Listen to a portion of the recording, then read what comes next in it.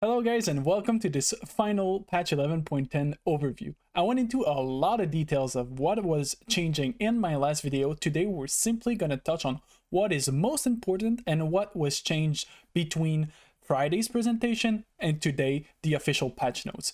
Note, Vayne is absolutely getting dumpstered, which feels good. Now we're gonna go into these. One of the key changes from my last video is that Cavalier 4 is getting nerfed right now. Instead of going to 45% reduction, it's going to go to 40. I think 45 was just a bit too much. You'll see it right here when we talk about traits. There's something weird about the patch notes. There's like no icons whatsoever, so that's kind of weird. But the Cavalier here is going to 40% on that bonus, which is different than from my last video. They went to 45, but remember, Cavalier gets doubled when they actually charge, so this is definitely warranted. Probably 90% was just a bit too much. Now, a lot of these traits I went over in my last video, so let's just go really quickly. Abomination is getting buffed. Dragon Slayer is getting buffed. I'm not sure that's going to be enough to go Dragon Slayer 4 if you go Mordekaiser. Some further testing will be required, but I'm really not convinced this is going to be enough, like, at all. Now, an important note is Forgotten 6 is getting nerfed. Nothing changed here compared to last time, but I think it's still important to point them out because Vayne is still humongously strong and she's getting nerfed in multiple ways. This is one of them. Everything else is exactly like we said, so there's no problem with that. Now, let's talk about the one cost. I think the most important thing here is Lysandra 3. Look at these changes right here. Lysandra, instead of having the 60% AD reduction, it's only 40%. That's quite the big nerf because usually she can splash your backline and neuter a lot of AD comps. This is a big nerf to her damage all the way from level 1 to 3. That is probably making Lysandra 3 just not a viable option nowadays. We'll have to see and test, but this is a big nerf. It's probably one of the biggest changes between my last video and this one also. This wasn't there. They actually decided to go further with the nerfs, which I'm not sure if I agree with you, but you know what? We've seen a lot of Lysandra 3. Time to let other people shine.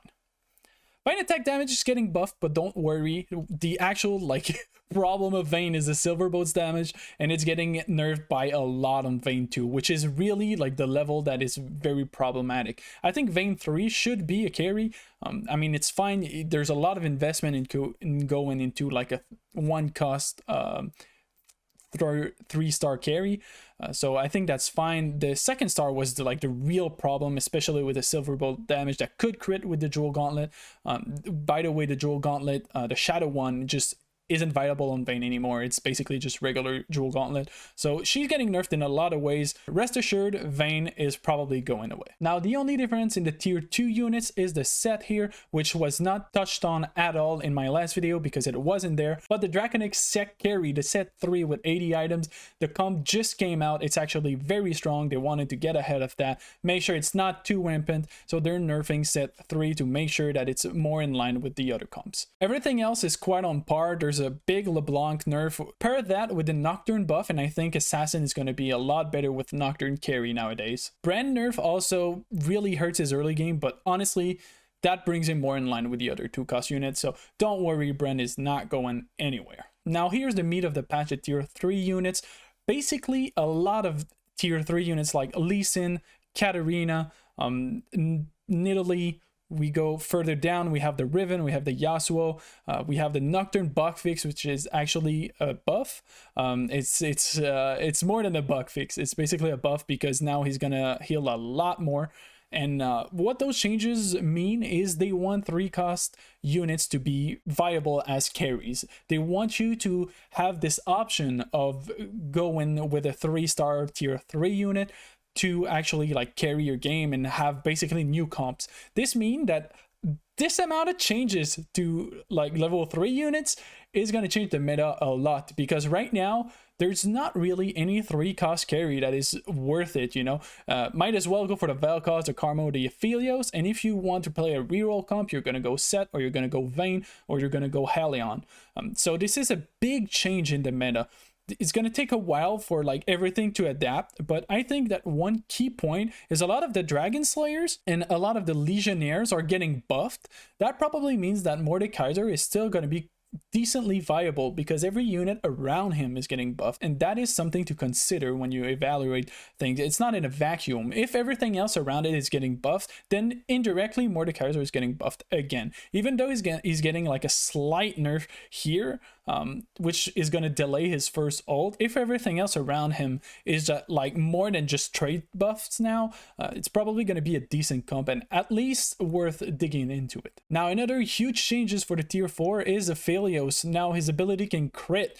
This is absolutely massive. This means now that probably IE is going to be a lot more viable for Aphelios, so you have to keep that in mind. There's also the Draven buff, which means he's going to have his axes a lot sooner. Is that enough? Once again, keep in mind the Legionnaires are getting buffed, so that might be enough to push him into like an actual viable carry. Daisy's getting a bit more power damage here, nothing to worry about. She's probably going to hurt a lot more, but remember that in the P patch last week, her radius of knockup actually got reduced, which was, in my opinion, the biggest problem. Is the amount of CC of Volibear combined with Daisy was just way too insane. You could plug them in basically every comp. Now, at least the kind of over nerfed Daisy in the sense, at least now she's gonna slap and it's gonna be actually decent. Now, another key factor is Rel. Rel is a fantastic unit. I think she's still very viable with those nerfs. She's going to stun your team for 1.5 to 2 seconds now. It's probably worth it to actually have a tier 2 now. But remember, Cavalier is getting buffed. I'm pretty sure they did not want to just have Rels everywhere. It's my most played unit. It's Riot Mordog's most played unit. It's an insane unit by itself because of the CC and the tankiness she provides, like by her alone, and her traits are already like really good. So this is a decent nerf. It's probably not going to shake up where she stands. She's still a decent unit. Now for the 5 cost, we have a slight Heimerdinger nerf. A lot of the damage from your turret comes from here, so that's actually like a bigger nerf than what it looks like.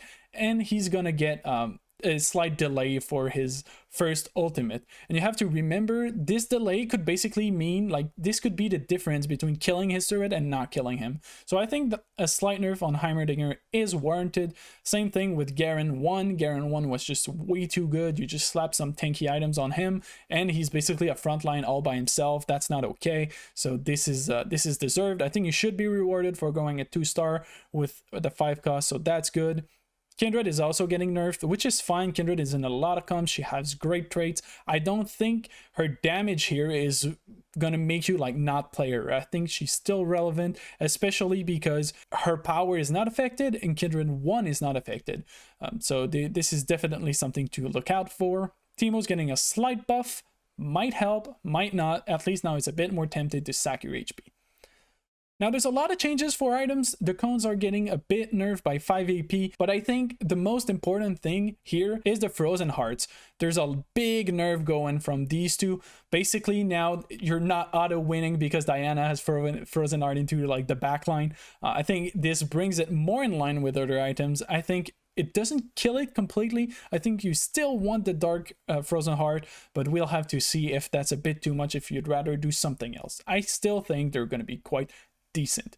Another thing to look out for is the sacrificial reworked effect. Basically, all this text simply means it doesn't work on Vayne anymore. Won't work on Clad if that matters for anything. It doesn't change anything for like the Vel'Koz or the Karmas or anyone that casts. So goodbye, Vayne. Another key changes is the ZZ Rot working on summon units, which means it's gonna work on Abomination now.